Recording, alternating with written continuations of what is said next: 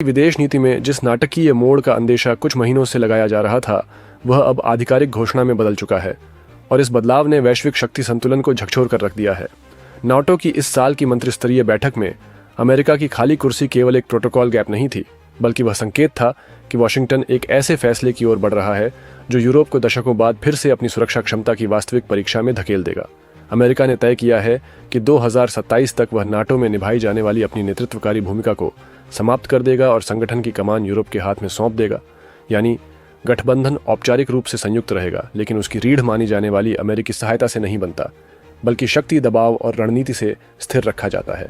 भारत जैसे देशों के लिए भी यह निर्णय एक महत्वपूर्ण सीख है कि पड़ोसी और साझेदार देश अक्सर तब तक साथ होते हैं जब तक उन्हें लाभ मिलता है, लेकिन जब स्थिति बदलती है तो वही देश अपने हितों के लिए नई दिशा खोज लेते हैं। इसलिए विदेश नीति में भावनाओं की जगह रणनीति को ज्यादा महत्व देना आवश्यक है।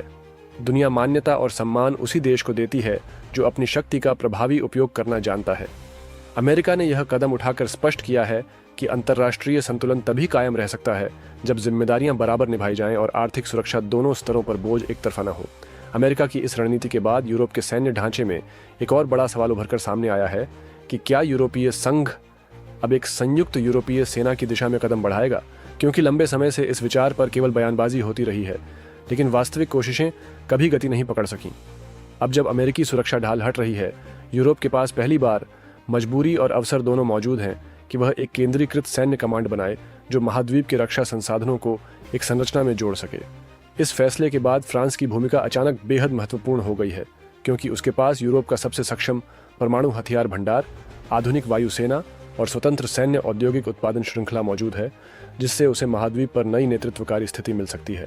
लेकिन इस भूमिका को निभाने के लिए फ्रांस को जर्मनी के साथ सहयोग और गहरी सैन्य साझेदारी स्थापित करनी होगी, जो दशकों से राजनीतिक मतभेदों और रक्षा दृष्टिकोण पर टकराती रही है। यूरोप में ऊर्जा सुरक्षा का मामला भी अब पूरी तरह राजनीतिक हो चुका है, क्योंकि रूस के गैस नेटवर्क से दूर जाने के बाद यूरोप को वैकल्पिक आपूर्ति श्रृंखलाओं पर निर्भर होना पड़ रहा है और अमेरिकी सैन्य हटाव के बाद ऊर्जा नीति को भी रक्षा नीति के साथ समन्वित करना पड़ेगा, ताकि रूस भविष्य में ऊर्जा आपूर्ति को हथियार की तरह इस्तेमाल न कर सके। अमेरिका का यह कदम एशिया में भी भारी भूचाल ला रहा है, क्योंकि अमेरिका अब अपनी सैन्य प्राथमिकताओं को पूरी तरह हिंद प्रशांत क्षेत्र पर केंद्रित कर रहा है, जहां चीन का बढ़ता विस्तार न केवल दक्षिण चीन सागर बल्कि ताइवान, फिलीपींस और जापान की सुरक्षा को चुनौती दे रहा है। वॉशिंगटन का मानना है कि इस क्षेत्र में अधिक सैन्य और आर्थिक उपस्थिति रखना आने वाले 2 दशकों के लिए अनिवार्य है। जापान, दक्षिण कोरिया और ऑस्ट्रेलिया जैसे सहयोगी देशों को भी अमेरिकी इस नई दिशा से स्पष्ट संदेश मिला है कि उन्हें अब अपने रक्षा बजट को रिकॉर्ड स्तर तक बढ़ाना होगा, क्योंकि चीन की सैन्य तैयारियों को देखते हुए अमेरिका केवल एक ढाल का काम करेगा, लेकिन क्षेत्रीय सुरक्षा की भारी जिम्मेदारी अब इन देशों पर होगी। भारत के लिए भी यह बदलाव एक बड़ा रणनीतिक अवसर लेकर आया है, क्योंकि जैसे जैसे अमेरिका यूरोप से हटकर हिंद प्रशांत में सक्रिय हो रहा है, भारत के साथ सैन्य सहयोग, तकनीकी समझौते और संयुक्त अभ्यासों की आवृत्ति बढ़ेगी, जिससे क्षेत्र में एक संतुलित शक्ति ढांचा विकसित करने में भारत की भूमिका और अधिक केंद्रीय होती जाएगी। लेकिन इसके साथ भारत को इस बात का भी ध्यान रखना होगा कि अमेरिका की नीति हमेशा मित्रता से नहीं बल्कि हितों से संचालित होती है। इसलिए किसी भी सैन्य या प्रौद्योगिकीय समझौते में भारत को अपनी रणनीतिक स्वायत्तता बनाए रखने की जरूरत है, खासकर उस समय जब वैश्विक शक्ति संतुलन तेज गति से बदल रहा हो। यूरोप के कई देशों में राजनीतिक अस्थिरता भी इस फैसले से बढ़ सकती है, क्योंकि नाटो से अमेरिकी नेतृत्व हटने पर कई राष्ट्रवादी और दक्षिणपंथी पार्टियों को यह मुद्दा मिलेगा कि यूरोपीय संघ अपने नागरिकों के टैक्स का उपयोग भारी हथियार खरीद पर क्यों करे, जबकि महाद्वीप दशकों से सामाजिक कल्याण मॉडल को प्राथमिकता देता आया है।